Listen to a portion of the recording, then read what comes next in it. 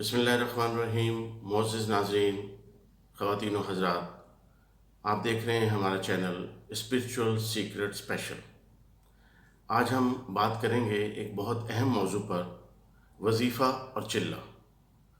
ये वज़ीफ़े और चिल्ले क्या होते हैं, क्या ये करने चाहिए, क्या इनका कोई फ़ायदा है या इनके कोई नुकसानात हैं, अगर इनको करना है तो क्या किसी भी हालत में किया जा सकता है या इसके लिए कुछ मखसूस लवाज़मात होते हैं, कुछ एहतियातें होती हैं।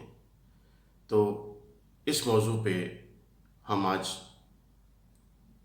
मुख्तसर सी गुफ्तगू करेंगे, क्योंकि ये चीज़ राइज हो चुकी है हमारे माशरे में कि हम मुख्तलिफ़ अपनी हाजात के लिए, मुख्तलिफ़ ख्वाहिशात के लिए और मुख्तलिफ़ कामों को, दुनियावी कामों के लिए हम कुरान पाक से जो है आयतें और इसी तरह से कुरान पाक की सूरतें और कुरान पाक के अल्फाज इन को दोहराना शुरू कर देते हैं और इनसे फिर हम दुनियावी जो है वो अपने फ़वाइद हासिल करना चाहते हैं। नाज़रीन, वज़ीफ़ा होता क्या है? किसी मखसूस लफ्ज़ या मखसूस जुमले को, किसी मखसूस आयत को मखसूस वक्त पर मखसूस तादाद में पढ़ना या फिर किसी ख़ास मखसूस अंदाज और पोस्चर को भी बरकरार रखना, इसे हम वज़ीफ़ा कहते हैं। तो मुसलमानों की अक्सरियत को वज़ीफ़ा करने में कोई कबाहत दिखाई नहीं देती, और अगर वज़ीफ़े और चिल्ले में कोई कुरान व हदीस के अल्फाज हों या आयात हों तो फिर तो किसी को कोई एतराज़ ही नहीं रहता। वो कहते हैं जी क्या है, आयत ही तो है, कुरान पाक की आयत है, कुरान पाक की सूरत है, या ये लफ्ज़ है अल्लाह के पाक नामों में से एक नाम है जिसको हम विर्द कर रहे हैं। तो ये भी एक बहुत अहम बात है कि जब ऐसी बात होती है तो हमारी अकीदत है, हमारा ईमान है, हम कहते हैं कि इसमें कोई कबाहत नहीं है, क्योंकि ये तो अल्लाह के नाम है और अल्लाह की आयात है, तो इनको इस तरह से दोहराने में या मखसूस वक्त पे पढ़ने में या मखसूस दिनों के लिए पढ़ने में आखिर इसमें हर्ज ही क्या है। नाज़रीन, ऐसा है कि दौर हाज़िर में चूँकि हर शख्स परेशान है, हम लोग जो हैं मुख्तलिफ़ किस्म के मसाइल का शिकार हैं। परेशानियाँ, किसी की परेशानी है औलाद नहीं है, किसी के पास मालो दौलत नहीं है, कोई अच्छे रिश्ते की तलाश में सरगर्दा है और कोई दुनियावी ओहदा हासिल करने के लिए दिन रात जो है उसको जुनून है कि मैं किसी अच्छी पोस्ट पे लग जाऊं और मैं दुनिया में शोहरत पालूं। ऐसे में जब हमारी बेलगाम ख्वाहिशात की तकमील नहीं होती तो हम फिर पीरों फ़कीरों के ग़ुलाम बन जाते हैं। अब ये पीरी फ़कीरी एक और मौजू है, इस पे भी हम कुरान और हदीस की रोशनी में बात करेंगे, लेकिन हम सबको ये मालूम होना चाहिए कि अल्लाह ताला ने हम सब के लिए पीर जो हैं वो तो घर में ही रखे हुए हैं, और हमारे सबसे बड़े पीर हमारे माँ बाप हैं, हमारे वालिदैन हैं। आपके वालिदैन हयात हैं, माँ बाप ज़िंदा हैं, तो वही आपके सबसे बड़े पीर हैं। उन्हीं की बात मानें, उन्हीं की खिदमत करें और अपनी दुनिया और आखिरत संभाल लें। माँ बाप के होते हुए आपको किसी पीर फ़कीर की ज़रूरत क्या है? पीर फ़कीर की दुआओं की क्या ज़रूरत है आपको? माँ बाप की दुआ के होते हुए किसी पीर फ़कीर से दुआ करवाने की क्या ज़रूरत है? इस बात पे भी सोचिएगा। आप इख्तलाफ कर सकते हैं, लेकिन बहरहाल जो माँ बाप की अहमियत है, उनकी दुआओं में जो तासीर है, वो कुरान और हदीस से साबित है।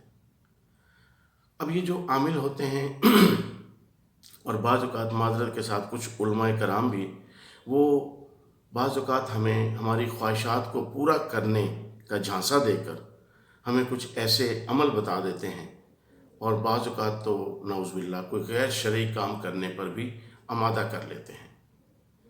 हम में से अक्सर मुसलमान वज़ीफ़ा करना, किसी एक चीज़ को रोज़ाना एक मखसूस वक्त पे पढ़ना और गिनती करके पढ़ना, गिन के पढ़ना, और किसी ख़ास वक्त में पढ़ना, और किसी ख़ास हालत में कभी खड़े होकर पढ़ना, कभी आंखें बंद करके, और कभी जी मुझे कोई बुलाए ना, اس میں بات نہیں کرنی ہے، بولنا نہیں ہے یہ پڑھتے ہوئے 1 گھنٹے تک، یا جب تک یہ پورا نہیں ہو جاتا چلا یا وظیفہ.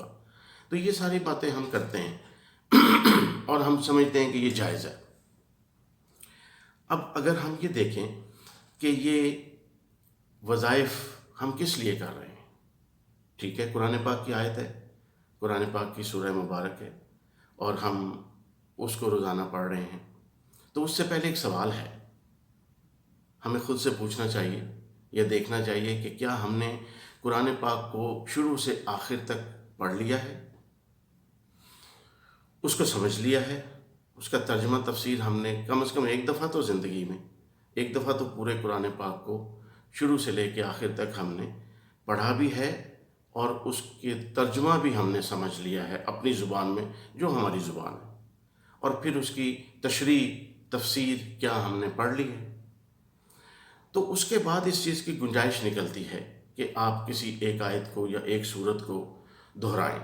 ایک بات. دوسری بات، کلام پاک میں مختلف جو صورتیں ہیں ان کے اپنے اپنے فضائل ہیں، کوئی شک نہیں، ان کی خیر و برکت ہے، اور ہم ان سے مستفید ہونا چاہتے ہیں اور ہونا بھی چاہیے.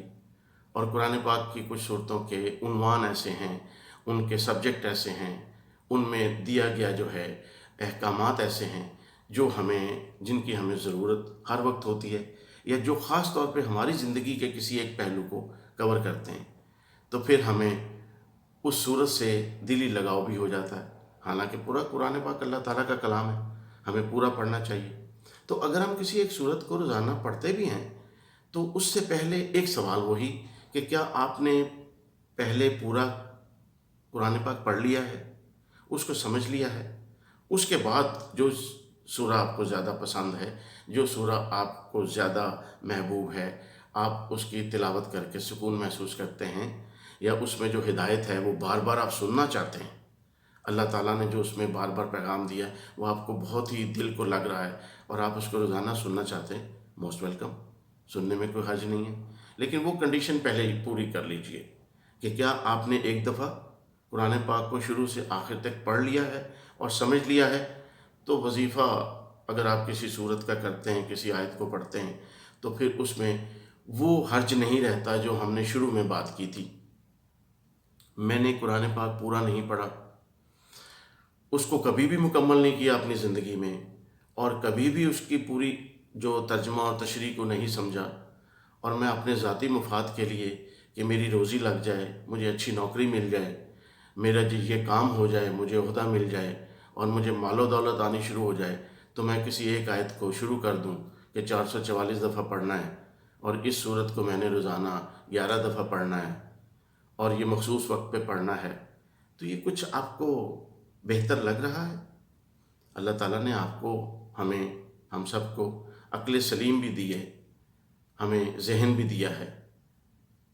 تو کیا یہ بات بہتر ہے یا وہ بات بہتر ہے کہ پہلے قرآن پاک کو پڑھ لیا جائے، سمجھ لیا جائے، اور پھر اس کے بعد کسی ایک صورت کو پیار اور محبت سے ہم بار بار بھی پڑھ سکتے ہیں.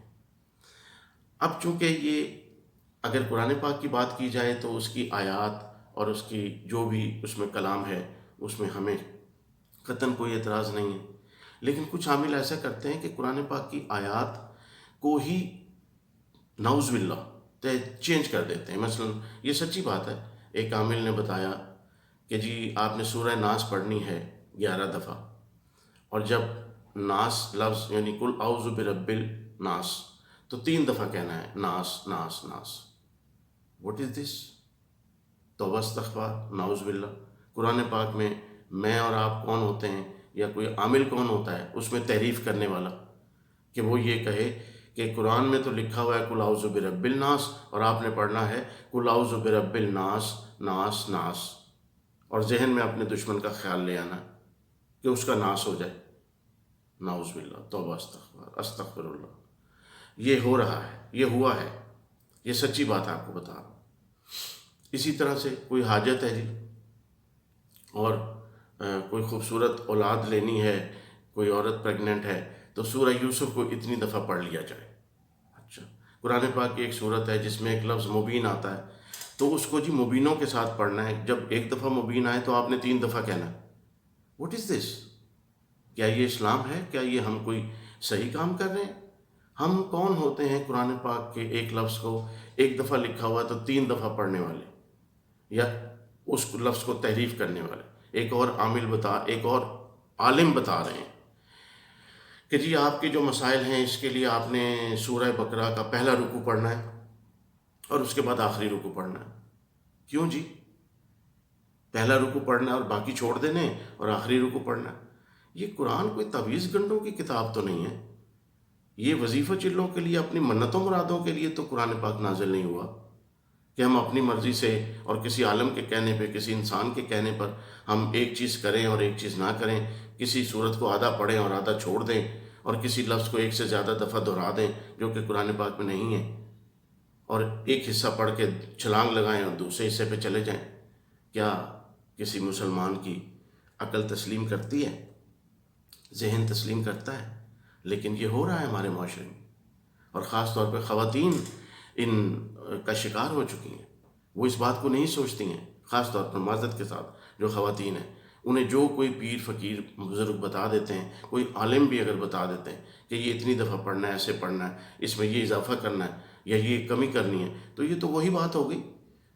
پہلی بھی آسمانی الہامی کتابوں میں تحریف ہوتی رہی اور آج ان کی ورث نہیں ہے۔